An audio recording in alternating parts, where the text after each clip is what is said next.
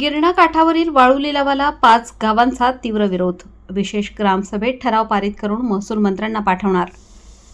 गिरणा नदी काठावरील लोहणेर येथील प्रस्तावित वाळू लिलावास परिसरातील 5ही गावातील ग्रामस्थांनी एकमुखाने विरोध दर्शवला आहे.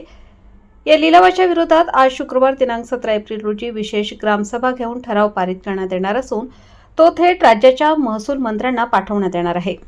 काल दिनांक 16 एप्रिल रोजी देवळा तहसील कार्यालयात तहसीलदार डॉक्टर मिलिंद कुलकर्णी यांच्या अध्यक्षतेखाली लोहणेरे, विठेवाडी, सावकी, खामखेडा व भौर या 5 गावातील ग्रामस्थांची संभाव्य वाळू लिलावासंदर्भात बैठक आयोजित करण्यात आली होती.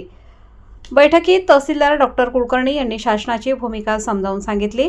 शासनाच्या नवीन धोरणानुसार वाळू साठा करण्यासाठी व त्याचा ताबा देण्यासाठी लिलाव प्रक्रिया राबवण्यात येणार होती. मात्र सदर गट नंबरमधील वाळू उपशामुळे नदीपात्राची धूप, शेतीचे नुकसान व पाणी पातळी खालावण्याची भीती असल्याने लोहणेरे, विठेवाडी, भौर, खामखेडा, सावकी येथील स्थानिकांनी या लिलावाला प्रखर विरोध केला.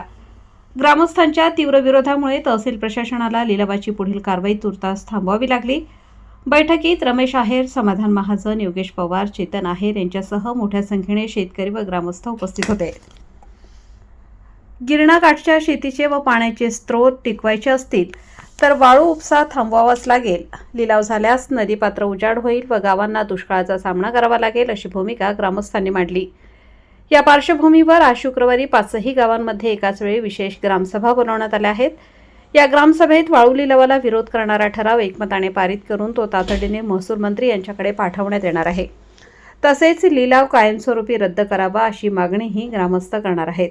देवळा तहसील कार्यालयात झालेल्या बैठकीत वाळू लिलावावर चर्चा करताना ग्रामस्थ व शेतकरी अध्यक्षस्थानी तहसीलदार डॉक्टर मिलिंद कुलकर्णी, वृत्तसंकलन समाधान केदारे, कार्यकारी संपादक देवळा.